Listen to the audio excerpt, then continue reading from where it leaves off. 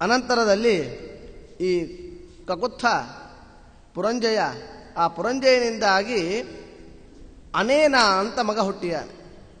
ಆ ಅನೇನ ಅಂತನ್ನುವನಿಗೆ ಆ ಪುರಂಜಯ ಗೆದ್ದ ಮೇಲೆ ಎಲ್ಲ ಧನವನ್ನು ಕೂಡ ಇವನಿಗೆ ಕೊಟ್ಟುಬಿಟ್ಟ. ಇರತಕ್ಕಂತಹ ಎಲ್ಲ ಸಂಪತ್ತನ್ನು ಕೂಡ ಇಂದ್ರನಿಗೆ ಕೊಟ್ಟ. ಇಂದ್ರನಿಗೆ ಕೊಟ್ಟಿದ್ದರಿಂದ ಎಲ್ಲ ರಾಜರ್ಷಿಗಳು ಕೂಡ ಈ ಹೆಸರನ್ನು ಅವನಿಗೆ ಇಟ್ಟರು ಅಂತ ಹೇಳ್ತಾರೆ. ಹೀಗೆ ಪುರಂಜಯನ ಮಗನೇ, ಆ ಕಕುತ್ಥನ ಮಗನೇ ಅನೇನ ಅಂತ. ಅನೇನಸ್ಸಂತು ಅಂತಾರೆ, ಅನೇನ ಅಂತ ಹೇಳಿ ಕೂಡ ಹೇಳ್ತಾರೆ. ಆ ಅನೇನಸ್ಸನ ಮಗ ಪೃಥು. ಆ ಪೃಥುವಿನ ಮಗನೇ ವಿಶ್ವಗಂಧಿ. ಆ ವಿಶ್ವಗಂಧಿಯಿಂದಾಗಿ ಹುಟ್ಟಿರತಕ್ಕಂಥವ ಚಂದ್ರ. ಆ ಚಂದ್ರನಿಂದಾಗಿ ಯುವನಾಶ್ವ ಅಂತ. ಅನಂತರದಲ್ಲಿ ಆ ಯುವನಾಶ್ವನಿಂದಾಗಿ ಶಾವಸ್ತಿ ಅಂತ. ಆ ಶಾವಸ್ತಿ ಅಂತನ್ನುವನು, ಶಾವಸ್ತಿ ಅಂತನ್ನುವ ದೊಡ್ಡದಾಗಿರ್ತಕ್ಕಂತಹ ನಗರವನ್ನೇ ನಿರ್ಮಾಣವನ್ನು ಮಾಡಿರ್ತಕ್ಕಂಥವ. ಆ ಶಾವಸ್ತಿಯ ಮಗ ಬೃಹದಶ್ವ ಅಂತ. ಆ ಬೃಹದಶ್ವನ ಮಗ ಕುವಲಯಾಶ್ವಕ ಅಂಥೇಳಿ. ಆ ಕುವಲಯಾಶ್ವ ಉದಂಕ ಅಂತ ಮಹರ್ಷಿ, ದೊಡ್ಡದಾಗಿರ್ತಕ್ಕಂತಹ ಮುನಿ, ದೊಡ್ಡದಾದ ಋಷಿ ಅವನು. ಅವನಿಗೆ ದುಂದು ಅಂತನ್ನುವ ಅನೇಕ ಜನ ದುಂದು ಎಂಬ ಹೆಸರಿನ ಅಸುರರು, ಬಲಿಷ್ಠನಾಗಿರ್ತಕ್ಕಂಥವರು, ಬಹಳ ತೊಂದರೆಯನ್ನು ಉಂಟು ಮಾಡ್ತಾ ಇದ್ರು. ಅದಕ್ಕೋಸ್ಕರವಾಗಿ ಆ ಉದಂಕ ಮುನಿಯ ಪ್ರೀತ್ಯರ್ಥವಾಗಿ, ಅವನಿಗೆ ಅನುಕೂಲವಾಗುವುದಕ್ಕೋಸ್ಕರವಾಗಿ ಈ ಕುವಲಯಾಶ್ವನಿಗೆ 21,000 ಮಕ್ಕಳಿದ್ರು. ಇವನಿಗೆ 21,000 ಮಕ್ಕಳನ್ನು ಕರ್ಕೊಂಡು ಯುದ್ಧವನ್ನು ಮಾಡಿದ. ಇಲ್ಲಿ ಹೇಳಬೇಕಾದ್ರೆ 21,000 ಅಂಥೇಳಿ ಭಾಗವತದಲ್ಲಿ ಇಲ್ಲಿ ಬಂದಿದೆ. ಆದರೆ ಮೋಕ್ಷ ಧರ್ಮದಲ್ಲಿ ಹೇಳಬೇಕಾದ್ರೆ 100 ಮಂದಿ ಅಂತಿದೆ. ಹಾಗಾದರೆ 21,000 ಎಲ್ಲಿ, 100 ಎಲ್ಲಿ? ಶತ ಅಂತ ಅನ್ನುವ ಮಾತಿದೆ ಅಲ್ಲಿ. ಹಾಗಾದರೆ 100 ಮಂದಿ ಮಕ್ಕಳು ಅಂತ ಅನ್ನೋದಾಗ್ತದೆ. ಇಲ್ಲಿ 1000 ಅಂತ ಮಂದಿ ಮಕ್ಕಳು ಅಂತ ಹೇಳಿದ್ದಾರೆ. ಹೇಗೆ ವಿರೋಧವನ್ನು ಪರಿಹಾರ ಮಾಡೋದು ಅನ್ನೋದಕ್ಕೆ ಸತ್ಯಧರ್ಮರು ಹೇಳ್ತಾರೆ, ಶತಾಂತ ಅನ್ನೋದಕ್ಕೆ ಬಹುಸಂಖ್ಯಾ ಅಂತ ಅನ್ನೋ ಅರ್ಥವೇ ಹೊರತು ಶತಾಂತ ಅನ್ನೋದಕ್ಕೆ 100 ಅಂತ ಅನ್ನೋ ಅರ್ಥ ಅಲ್ಲ. ಹಾಗಾಗಿ 21,000 ಮಕ್ಕಳೇ ಅಂತ ಅನ್ನುವ ಅರ್ಥವನ್ನು ಮಾಡಬೇಕು. ಅದಕ್ಕೋಸ್ಕರವಾಗಿ ಆ ಕುವಲಯಾಶ್ವನಿಗೆ ದುಂದು ಅಂತನ್ನುವ ಹೆಸರಿನ ಅಸುರರನ್ನು ಸಂಹಾರ ಮಾಡಿದ್ದಕ್ಕೋಸ್ಕರವಾಗಿ ದುಂದುಮಾರ ಅಂತ ಅವನಿಗೆ ಹೆಸರು, ಕುವಲಯಾಶ್ವನಿಗೇನೆ. ಈ 21,000 ಮಕ್ಕಳದಲ್ಲಿ ಉಳಿದವರು 3 ಜನ.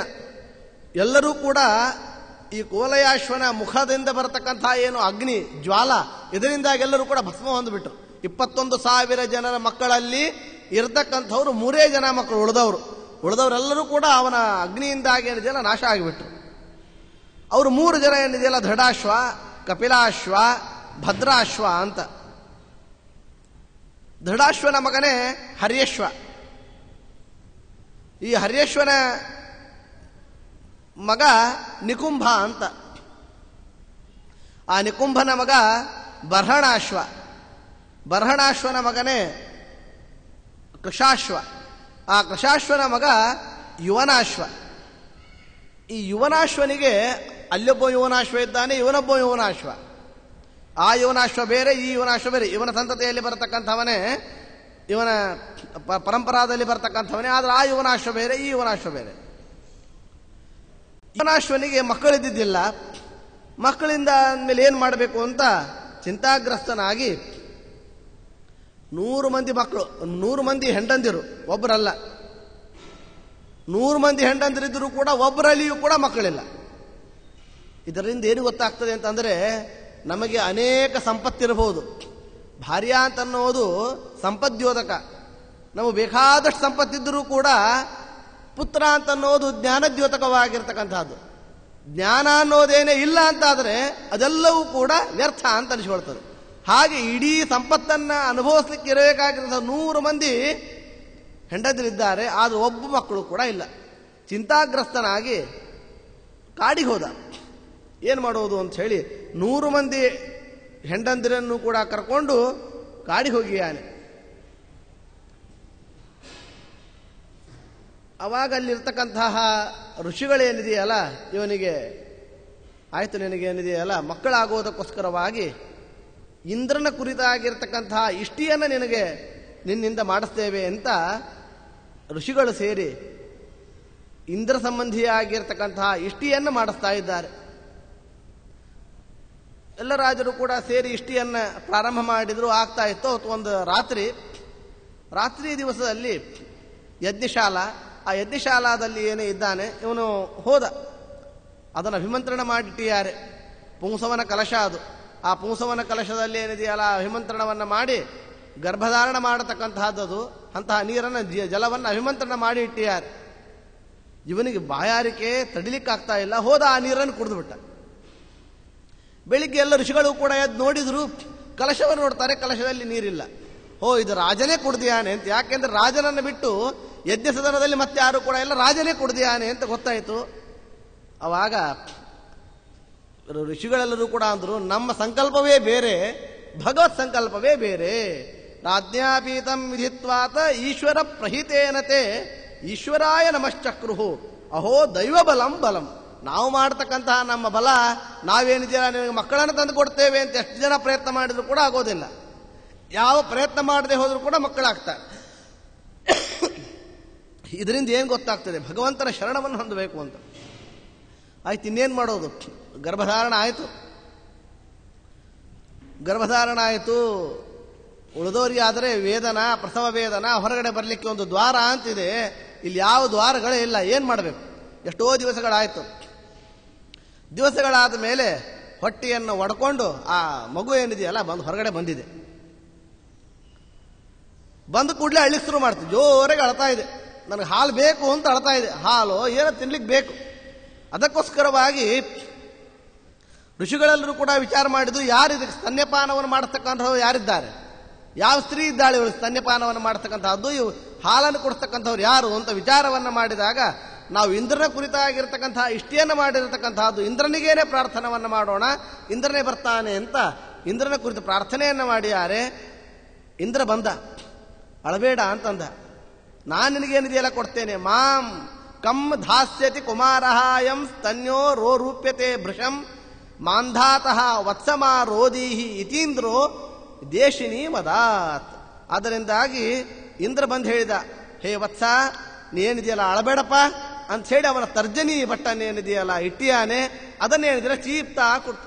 ಅಮೃತ ತುಲ್ಯವಾಗಿರ್ತಕ್ಕಂಥದ್ದು ಅಮೃತವನ್ನೇ ಕೊಡಿಸ್ತಾ ಇದ್ದಾನೆ ಅವನಿಗೆ. ಆದರೆ ಆಚಾರ್ಯ ಅವ್ರದ್ದೇನಾಯ್ತು ಅಂತ, ಅವನ ಅಪ್ಪಂದೇನಾಯ್ತು ಪಾಪ. ಯುವನಾಶ್ವ ಏನೋ ನೀರು ಕುಡ್ದ, ಹಾಗಾದ್ರೆ ಮೃತನಾಗಬೇಕಾಗಿತ್ತು. ಹೊಟ್ಟಿ ಒಡೆದ್ರೆ ಏನಾಗ್ತದ್ರಿ? ಬದುಕ್ತಾರೆ ಯಾರು? ಯಾರು ಕೂಡ ಬದುಕೋದಿಲ್ಲ. ಅದಕ್ಕೆ ಹೇಳ್ತಾರೆ, ಹೊಟ್ಟಿ ಒಡೆದ್ರೆ ಸಾಯೋದೇನೆ, ಪ್ರಾಣ ಬಿಡೋದೆ ಅಂತಾನೆ ಅರ್ಥ. ಅದರಲ್ಲಿ ನಮಮಾರ ಪಿತಾತಸ್ಯ ವಿಪ್ರದೇವ ಪ್ರಸಾದತಃ, ದೇವರ ಪ್ರಸಾದ, ಭಗವಂತನ ಪ್ರಸಾದ, ಋಷಿಗಳ ಪ್ರಸಾದ, ಜ್ಞಾನಿಗಳ ಪ್ರಸಾದ. ಅದರಿಂದಾಗಿ ಏನೂ ಆಗಲಿಲ್ಲ ಅವನಿಗೆ. ಮತ್ತೆ ಪುನಃ ಹೊಲದ್ರು, ಆರಾಮಾದ. ಹೀಗೆ ಯುವನಾಶ್ವ ಅಂತನ್ನೋನು ತನ್ನ ಮುಂದೆ ತಪಶ್ಚರ್ಯವನ್ನು ಮಾಡಿ ಸಿದ್ಧಿಯನ್ನು ಪಡ್ಕೊಂಡೇನಿದೆಯಲ್ಲ ಮುಂದೆ ಮೋಕ್ಷವನ್ನು ಪಡಿತಾನೆ. ಇವನಿಗೆ ಮಾಂಧಾತನಿಗೆ ತ್ರಸದಸ್ಯು ಅಂತ ಯಾಕೆ ಹೇಳಿದ್ರು ಅಂತ ಇಲ್ಲೇ ಹೇಳ್ತಾ ಇದ್ದಾರೆ.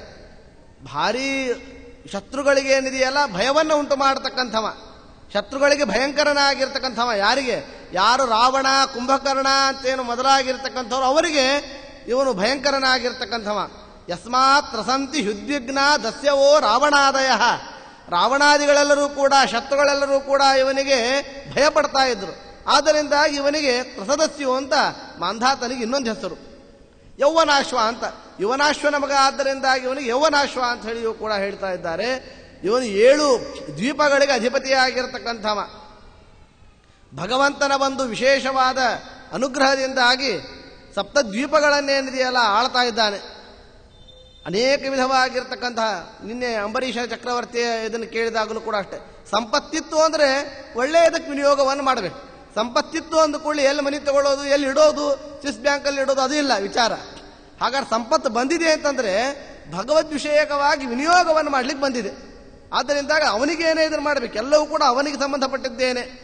ಸರ್ವದೇವಮಯಂ ದೇವಂ ಸರ್ವಾತ್ಮಕಂ ಅತೀಂದ್ರಿಯಂ ದ್ರವ್ಯಂ ಮಂತ್ರ ವಿಧಿ ಯಜ್ಞ ಯಜಮಾನ ತಥಾರ್ಥ ದೇಶೋ ಧರ್ಮೋ ದೇಶಶ್ಚ ಕಾಲಶ್ಚ ಸರ್ವಮೇತತ್ಯದಾತ್ಮಕಂ. ಎಲ್ಲವೂ ಕೂಡ ಇದು ಭಗವಂತನಿಗೆ ಸಂಬಂಧಪಟ್ಟಿರತಕ್ಕಂತಹದ್ದು. ಆದ್ದರಿಂದ ಅವನಿಗೇನೆ ಕೊಡಬೇಕಾಗಿರ್ತಕ್ಕಂತಹದ್ದು. ಇದನ್ನೆಲ್ಲವನ್ನು ಕೂಡ ಅವನಿಗೇನೆ ಅರ್ಪಣವನ್ನು ಮಾಡಬೇಕು ಅಂತ ದೊಡ್ಡದಾದ ಯಜ್ಞಯಾಗಾದಿಗಳನ್ನು ಮಾಡ್ತಾ ಇದ್ದಾನೆ. ಎಷ್ಟಿತ್ತು ಅವನ ದೇಶ ಎಷ್ಟಿತ್ತು ರೀ ಹೇಳಬೇಕಾದ್ರೆ ಇಷ್ಟಿತ್ತು ಅಂತ. ಹಿಂದಿನ ಕಾಲದಲ್ಲಿ ಕೆಲವರು ಕುಲಕರ್ಣಿ ಜ್ವೈಸರು ಅಂತ ನಮ್ಮ ಕಡೆ ಎಲ್ಲ ಇರ್ತಾ ಇದ್ರು. ಅವ್ರಿಗೆ ಹೇಳಬೇಕಾದ್ರೆ ಅವರ ಹೊಲಗಳು ಎಷ್ಟಿದೆ ಅಂತಂದ್ರೆ ಕುದುರೆಯನ್ನು ಓಡ್ಲಿಕ್ಕೆ ಬಿಡೋದಂತೆ. ಕುದುರೆ ಓಡಿ ಓಡಿ ಹೋಗಿ ಅದಕ್ಕೆ ಸುಸ್ತಾಗಿ ನಿಂತು ಅಂತಂದ್ರೆ ಅಷ್ಟು ನೋಡಪ್ಪ ಅಂತ ಹೇಳಿದ್ರು. ಹಿಂದಿನ ಕಾಲದ ಒಂದು ಭೂ ವೈಭವ ಅಂತ ಅನ್ನೋದು ಅಂತಹದ್ದು. ಇವತ್ತಿನ ದಿವಸ ಏನಿದೆಯಲ್ಲ 30, 40, 20, 30ಗೆ ಏನಿದೆಯಲ್ಲ ಕೋಟ್ಯಾಂತರ ರೂಪಾಯಿ ಕೊಟ್ಟು ನಾವೇನಿದೆಯಲ್ಲ ಸುಸ್ತಾಗಿ ನಮ್ಮ ಜೀವನವನ್ನು ಹಾಳು ಮಾಡ್ಕೊಳ್ತಾ ಇದ್ದೇವೆ. ಆದ್ರೆ ಅವತ್ತಿಂದ ಹಾಗಲ್ಲ. ಅದು ಇನ್ನೂ ಇದಕ್ಕಿಂತಲೂ ಕೂಡ ಆಶ್ಚರ್ಯ ಅಂತಂದ್ರೆ ಅವನು ಹೇಳ್ತಾರೆ, ಯಾವತ್ ಸೂರ್ಯ ಉದೇತಿ ಸ್ಮ ಯಾವತ್ ಚಂದ್ರ ಪ್ರತಿಷ್ಠತಿ ಸರ್ವಂ ತದ್ಯೌವನಾಶ್ವಸ್ಯ ಮಾಂಧಾತ ಕ್ಷೇತ್ರ ಮುಚ್ಚತೆ. ಎಲ್ಲೆಲ್ಲಿ ಸೂರ್ಯನ ಪ್ರಕಾಶ ಎಲ್ಲಿಯವರೆಗೆ ಬೀಳ್ತದೋ, ಚಂದ್ರನ ಪ್ರಕಾಶ ಎಲ್ಲಿಯವರೆಗೆ ಬೀಳ್ತದೋ ಅದೆಲ್ಲವೂ ಕೂಡ ಅವನದೇ.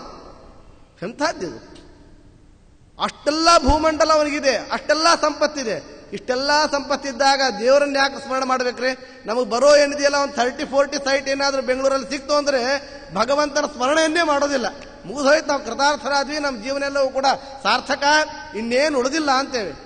ಆದರೆ ಅವನಿಗೆ ಇಡೀ ಭೂಮಂಡಲ ಸಿಕ್ಕರೂ ಕೂಡ ಅದರ ಬಗ್ಗೆ ವೈರಾಗ್ಯ, ಭಗವಂತನಿಗೆ ಸಂಬಂಧಪಟ್ಟಿರತಕ್ಕಂತಹದ್ದು, ಇದು ನನ್ನದಲ್ಲ, ಇದೆಲ್ಲವೂ ಕೂಡ ಭಗವಂತನಿಗೇನೆ ಅರ್ಪಣವನ್ನು ಮಾಡಬೇಕು ಅಂತ ಅನ್ನುವ ಬುದ್ಧಿ ಭಗವಂತ ಅಂಥವ್ರಿಗೇನೆ ಕೊಡ್ತಾನೆ. ಅವನು ಶಶಬಿಂದು ಅಂತ, ಶಶಬಿಂದುವಿನ ಮಗಳು ಬಿಂದುಮತಿ ಅಂತ, ಅವಳನ್ನ ಮದುವೆಯಾಗಿಯಾನೆ. ಅವಳಲ್ಲಿ ಪುರುಕುತ್ಸ, ಅಂಬರೀಷ, ಮುಚಕುಂದ ಅಂತ 3 ಮಂದಿ ಮಕ್ಕಳೇನಿದೆಯಲ್ಲ ಹುಟ್ಟಿಯಾರೆ. ಅನಂತರದಲ್ಲಿ 50 ಮಂದಿ ಹೆಣ್ಣುಮಕ್ಕಳು. ಅದಕ್ಕೆ ಹೆಣ್ಮಕ್ಕಳನ್ನ ಹೆಚ್ಚಿಡಿರಿ ಅಂತ, ಗಣಮಕ್ಕಳನ್ನು ಕಡಿಮೆ ಹಿಡಿದ್ರು ಕೂಡ ಹೆಣ್ಮಕ್ಕಳನ್ನ ಹೆಚ್ಚಿಡಿರಿ ಅಂತ ತಿಳಿಸ್ತಾ ಇದ್ದಾರೆ. ಅಂದರೆ ಅನೇಕ ಜನರಿಗೆ ಏನಿದೆಯಲ್ಲ ಅನುಕೂಲ ಆಗ್ತದೆ. 50 ಮಂದಿ ಹೆಣ್ಮಕ್ಕಳು, 3 ಜನ ಗಣಮಕ್ಕಳು, ಎಲ್ಲರೂ ಕೂಡ ತಂಗಿಯರೇ. ಒಂದು ದಿವಸ ಅವರು ಕೂಡ 50 ಜನ ಹೆಣ್ಮಕ್ಕಳು ಕೂಡ ಭಾರೀ ತಪಸ್ವಿಗಳೇ. ಯಾಕೆಂದ್ರೆ ಸೌಭರಿ ಋಷಿಗಳನ್ನೇನಿದೆಯಲ್ಲ ಮದುವೆ ಆಗಿರತಕ್ಕಂತಹದ್ದು. ಸೌಭರಿ ಋಷಿಗಳೇನಿದೆಯಲ್ಲ ಒಂದು ದಿವಸ ಯಮುನಾ ನದಿ ತಟಾಕದಲ್ಲಿ ತಪಶ್ಚರ್ಯವನ್ನು ಮಾಡ್ತಾ ಇದ್ದಾರೆ. ಮನುಷ್ಯನ ಎಷ್ಟೇ ವೈರಾಗ್ಯ ಬಂದರೂ ಕೂಡ ಭಗವದ್ ಅನುಗ್ರಹ ಸ್ವಲ್ಪ ವ್ಯತ್ಯಾಸ ಆಯಿತು ಅಂದರೆ ಬಿದ್ದುಬಿಡ್ತೇವೆ ಜಾರಿ. ಹಾಗಾಗಿ ಮೀನ ಏನಿದೆಯಲ್ಲ, ಮೀನದ ಸಂಘವನ್ನು ನೋಡಿದ್ರು. ಒಂದು ಹೆಣ್ಣು ಮೀನು, ಒಂದು ಗಂಡು ಮೀನು, ಎರಡೂ ಕೂಡ ಇದ್ದು ಸಂಸಾರವನ್ನು ಮಾಡ್ತಕ್ಕಂತಹದ್ದನ್ನು, ಅದರ ಮೈಥುನವನ್ನು ನೋಡಿ ಅವರಿಗೆ ನಾನು ಕೂಡ ಸಂಸಾರವನ್ನು ಮಾಡಬೇಕು ಅಂತ ಅಪೇಕ್ಷೆ ಹೊಡ್ತಾವ್ರಿ. ಆಯ್ತು, ಏನು ಮಾಡೋದು? ಹೇಗಿದ್ರು ಇವನಿಗೆ ಮಾಂಧಾತನಿಗೆ ಬಹಳಷ್ಟು ಜನ ಇದ್ದಾರೆ ಅಂತ ಹೇಳಿ ಕೇಳಿದ್ದೀನಿ. ಹಾಗಾಗಿ 50 ಜನ ಮಕ್ಕಳಿದ್ದಾರೆ, ಒಬ್ಬರನ್ನು ಕೊಡಪ್ಪ ನನಗೆ ಅಂತ ಬಂದ. ರಾಜನ ಹತ್ರ ಹೋದ್ರು. ಹೋಗಿ ನನಗೆ ನೋಡಪ್ಪ, ನನಗೆ ಒಂದು ಒಳ್ಳೆ ಕನ್ಯೆಯನ್ನು ಕೊಡು ಅಂತ ಕೇಳಿದ. ರಾಜ ಅಂದ, ಇವ್ರಿಗೇನಾದ್ರೂ ಕೊಡಂಗಿಲ್ಲ ಅಂದರೆ ಇಲ್ಲೇ ಬ್ರಾಹ್ಮಣನ ಶಾಪ ಕೊಟ್ಟುಬಿಡ್ತಾನೆ. ಅದಕ್ಕೊಂದು ಉಪಾಯ ಮಾಡಿದ. ನೋಡಪ್ಪ, ನನಗೇನಿಲ್ಲ, ಸ್ವಯಂವರ, ಕನ್ಯಾ ಸ್ವಯಂವರ, ನೀವು ಹೋಗು, ಯಾರು ನಿನ್ನ ನಿಚ್ಛೆ ಪಡ್ತಾರೋ ಅವರನ್ನು ನೀನು ಕೇಳು, ನಾ ಅವ್ರನ್ನ ಕೊಟ್ಟು ಮದುವೆ ಮಾಡ್ತೇನೆ ಅಂತಂದ. ಅವನಿಗೇನು ವಿಶ್ವಾಸ ಅಂದರೆ ಯಾರು ಕೂಡ ಈ ಮುದುಕ ಎಲ್ಲವೂ ಕೂಡ ಏನಿದೆಯಲ್ಲ ಬಿಳಿ ಕೂದಲುಗಳಾಗಿದೆ, ಅನಂತರದಲ್ಲಿ ಚರ್ಮ ಎಲ್ಲ ಬೀಳ್ತಾ ಇದೆ, ತಲೆಯೆಲ್ಲ ನಡುಗ್ತಾ ಇದೆ. ಇಂತಹ ಮುದುಕನನ್ನ ಯಾರು ಒಲಿಸ್ತಾರೆ? ಯಾರು ಕೂಡ ಒಲಿಸೋದಿಲ್ಲ. ಹಾಗಾಗಿ ಮದುವೆ ಮಾಡೋದಿಲ್ಲ ಅಂತ ಹೇಳಿಕ್ ಬರ್ತದೆ ಅಂತ ವಿಚಾರವನ್ನ ಮಾಡಿದ. ಬಂದರು ಜ್ಞಾನಿಗಳವರು. ಅವ್ರಿಗೆ ಯಾವ್ದು ಬೇಕಾದ ರೂಪವನ್ನು ತಗೊಳ್ತಕ್ಕಂತಹ ಸಾಮರ್ಥ್ಯ. ರಾಜನ ಅರಮನೆ ಪ್ರವೇಶವನ್ನು ಮಾಡಿದ್ದಾರೆ. ಅಲ್ಲಿ ತನ್ನ ಮಕ್ಕಳಿಗೇನೆ ಇರತಕ್ಕಂಥ ಒಂದು ದೊಡ್ಡ ಅಂತಃಪುರ, ಆ ಅಂತಃಪುರ ಪ್ರವೇಶವನ್ನು ಮಾಡಿದರು. ತಮ್ಮ ಅಣಿಮಾದಿ ಶಕ್ತಿಗಳಿಂದಾಗಿ ಒಳ್ಳೆಯ ಸ್ಫುರದ್ರೂಪವನ್ನು ತಗೊಂಡಿದ್ದಾರೆ. ಬಂದು ಒಬ್ಬೊಬ್ಬರು ನೋಡ್ತಾರೆ, ನನಗೆ ಬೇಕು ಅವರ, ನನಗೆ ಬೇಕು ಅವರ ಅಂತ. 50 ಮಂದಿಯೂ ಕೂಡ ಬಂದು ಅವರ ಅಪ್ಪನಿದ್ರು, ಇವರು ನಮಗೆ ಬೇಕು ಅಂತ. ಆಶ್ಚರ್ಯ ಆಯ್ತು ಅವನಿಗೆ. ನಾನು ಒಬ್ಬರೂ ಕೂಡ ಮದುವೆ ಆಗೋದಿಲ್ಲ ಅಂದ್ರೆ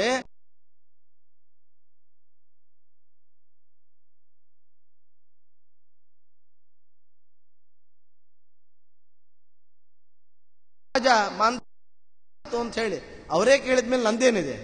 ಯಾವಾಗಲೂ ಕೂಡ ಹೆಣ್ಣಿಗೆ ಕೇಳಬೇಕು. ನಾವು ಇರೋರಲ್ಲ. ನಾನು ಮದುವೆ ಮಾಡೋದು ಯಾಕೆ? ಅವಳು ಸುಖಕ್ಕೋಸ್ಕರವಾಗಿ. ಅವರದ್ದು ನಿಚ್ಛೆ ಪಟ್ಟ ಮೇಲೆ ನಾನೇನು ವಿಚಾರ ಮಾಡೋದು. ಹಾಗಾಗಿ ಮದುವೆಯನ್ನು ಮಾಡಿಯಾನೆ. ಮದುವೆ ಮಾಡಿದ ಮೇಲೆ ಅನೇಕ ದಿವಸಗಳ ಕಾಲ 50 ಮಂದಿ ಹೆಣ್ಮಕ್ಳ ಒಟ್ಟಿಗೆ ಸಂಸಾರವನ್ನು ಮಾಡಿಯಾರೆ. ಅವಾಗ ಒಂದು ಸರಿ ಏನಿದೆಯಲ್ಲ ಅವ್ರಿಗೆ ಅನಿಸ್ತು, ಯಾಕೆ ಬಂದೆ, ನಾ ಎಲ್ಲೋ ದಾರಿ ತಪ್ಪಿ ಬಂದೀನಿ ಅಂತ. ಯಾಕೆ ದಾರಿ ತಪ್ಪಿದೆ ಅಂತ ಅನ್ನೋದು ಮರ್ತು ಹೋಗಿದೆ ಅವರಿಗೆ. ಅವಾಗ ಪುನಃ ಮತ್ತೆ ಆ ಮೀನದ ಒಂದು ಸಂಘದಿಂದಾಗಿ ಆಗಿರ್ತಕ್ಕಂತಹ ಅನರ್ಥ ಇದು ಅಂತ ಅನ್ನೋದನ್ನು ತಿಳಿದುಕೊಂಡು ಎಲ್ಲವನ್ನೂ ಕೂಡ ಬಿಟ್ಟು ಸ ಕದಾಚಿದ್ ಉಪಾಸೀನಃ ಆತ್ಮಾಪನ್ನವ ಆತ್ಮನ ದದರ್ಶ ಬಹುರುಚಾಚಾರ್ಯ ಮೀನಸಂಘ ಸಮುತ್ಥಿತಂ. ಇದೆಲ್ಲವೂ ಕೂಡ ಅದರಿಂದಾಗಿ ಬಂದಿರತಕ್ಕಂತಹದ್ದು ಅಂತ ಹೇಳಿ, ನಾನೆಲ್ಲೋ ಹೋಗಿರತಕ್ಕಂಥವ, ಯಾವುದೋ ರೂಟಿಗೆ ಹೋದವ ಮತ್ತೆ ಪುನಃ ಹಿಂದೆ ಬಂದೆ ಅಂತ ದೃಢವಾಗಿರ್ತಕ್ಕಂಥ ಬಹಳ ಕಾಲದವರೆಗೆ ಬ್ರಹ್ಮಚರ್ಯದಿಂದಾಗಿ ಸೌಭರ ಋಷಿಗಳು ಭಗವಂತನನ್ನು ಅಹೋ ಇಮಂ ಪಶ್ಯತ ಮೇ ವಿನಾಶಂ ತಪಸ್ವಿನಃ ಸಚ್ಚರಿತೌ ವ್ರತಸ್ಯ ಅಂತರ್ಜಲೆ ವಾರಿಚರ ಪ್ರಸಂಗಾತ ಪ್ರಸ್ರಾವಿತಂ ಬ್ರಹ್ಮಚಿರಂ ಧೃತಂ ಯತ್ ಅಂತ ಎಲ್ಲವನ್ನೂ ಕೂಡ ತಮ್ಮ ಆಗಿರ್ತಕ್ಕಂತಹದ್ದನ್ನು ವಿಚಾರವನ್ನು ಮಾಡಿ ಅನಂತರದಲ್ಲಿ